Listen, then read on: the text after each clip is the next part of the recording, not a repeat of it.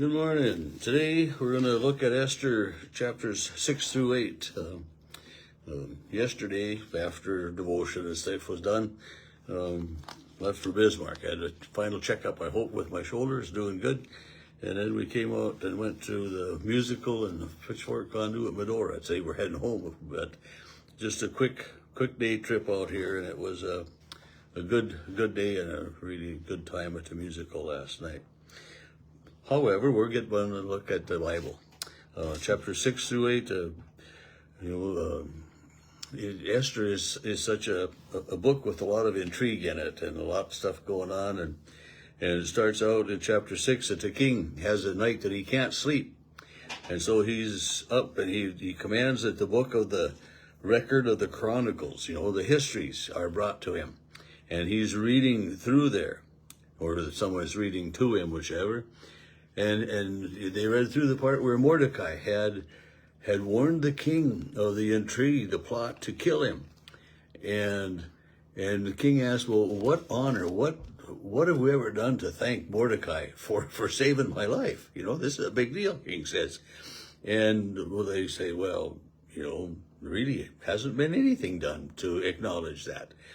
And so the king, he's figuring we got to do something for Mordecai. And remember now, just yesterday we were talking that, Haman, the king's second-hand man, he's out to do Mordecai in, to have Mordecai end. And so here the king remembers about, or is reminded of Mordecai's, saving him from this death. And the king is, what can we do to honor Mordecai? And Haman, he just had his one banquet with the queen. Wow, I'm a super guy. Everybody's in charge of, in favor of me, and things are going great for Haman. Well, he thinks so, but so the king asks, well, who's here in the court? And so, well, Haman is there already. So he summons Haman, and he says, so what should be done for a man who the king would like to honor? And of course, if you were Haman's so full of himself, he figures for sure, it's gotta be me. So he gives this, a royal robe, a horse on which the king has ridden, with a royal crest on its head, and the robe and the horse be delivered, so that they would honor him, and then parade him on horseback through the city square and proclaim him this way. And, make a big spectacle out of him anyways, what Haman is saying. He's thinking, man, I got it made. But then the king says, hurry up and take a robe and a horse, and just as you suggested, and do this for Mordecai. Just think if you were Haman. You just detest this guy. He won't bow down to you. And now you got to take a horse and a robe and honor him, because the king says so. Where would you be? I think I'd rather just turn and run the other way, right? Yeah. Well, Haman does what he's supposed to do, and just think of the crow that he had to eat. Let's put it that way. Anyway, this happens. Thus shall be done to the man whom the king delights to honor. And Mordecai went back to the king's gate where he had been, and Haman goes home. It says with his head covered. He doesn't want anybody to see him. He's hiding out, but he's filled with shame. So he tells his wife and all of his friends then what happened, and then his wife says, if Mordecai, before whom you have begun to foil, is of Jewish descent, you will not prevail against him. And so then the king's eunuchs come to bring Haman then to the queen's second banquet, and he goes. But to think about it, the mixed feelings that you would have now of going to the queen's second banquet, who would just with all of this stuff going on. Anyway, he goes to the second banquet, and while they're there, the king asks, so Queen Esther, what is your request? Up to half of the kingdom, what is your request? What are you whining and dining me for? And she says, if I found favor in your sight, let my life be given me at my petition.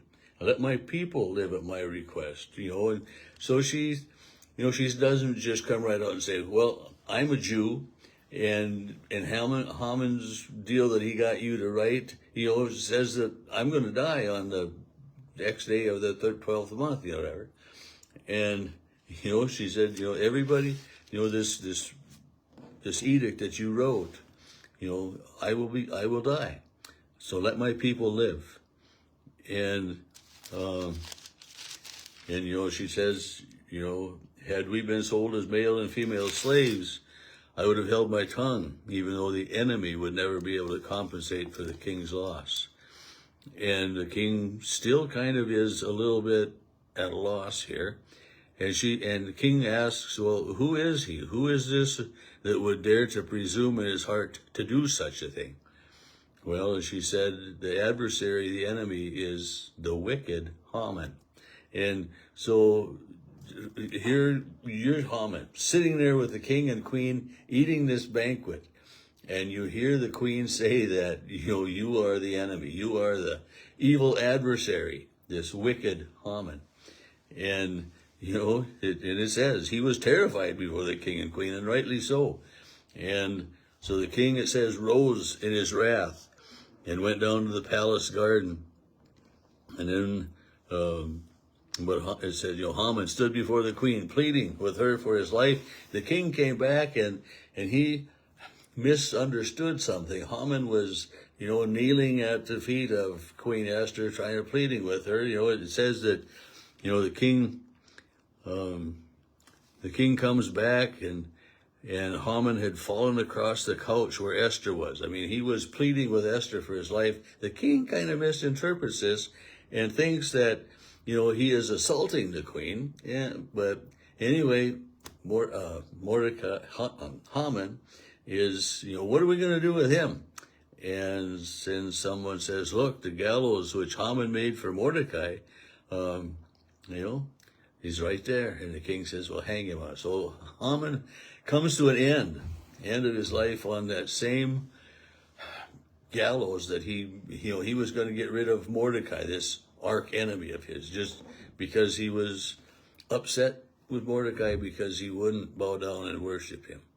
And just think about that. If Haman had some grace and hadn't been quite so full of himself, thinking everybody's got to worship me, a lot of it wouldn't have happened. But this is how people work. It's just a terrible situation. Chapter 8, Esther saves the Jews. So on that day that the king gave the queen, all of Haman's property and everything was then given to the queen, and she gave it to Mordecai and appointed Mordecai over the house then of Haman. So now, Mordecai has Haman's position. And she speaks again to the king and asks him to write another edict, write another law, write another piece of paper, distribute it to all of these nations, all of these lands, 127, whatever it was he had, and tell them that, the Jews should live.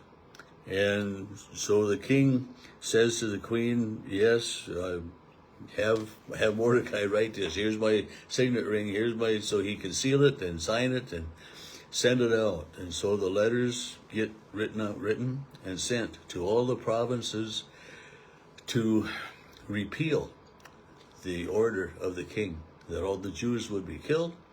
Well, now it is that all of the Jews may live, but not only that, but that, I'm going to get ahead of myself, but the Jews have some rights that just don't sit real well with me either. But anyway, this decree was sent out from the king that the first decree, where all of the Jews would die, would not be carried out. And it's just, the stuff that goes on, it's just, it's heart-wrenching in so many ways to see the manipulative way of Haman, and how he, just out of self-pride, and you just brought about his own ruin. And rather than working together for the good, and Mordecai, I mean, he was being faithful to God. You bow down and you worship God, and you shall not worship any other. And that's how many times did we find people being in trouble because they wouldn't worship the king. I mean, we haven't read Daniel yet, of course, the book of Daniel, but it's a reminder that, that we are to worship God and to worship God alone. And blessings come in many different ways, but in the story here too of Esther and Mordecai, we find, family and how important family is. And truly, I mean, having a family that plays together, works together, is a true blessing. And it's, one more of those things that, Mordecai was watching out for Esther. Esther watched out for Mordecai, and together they watched out for the Jews.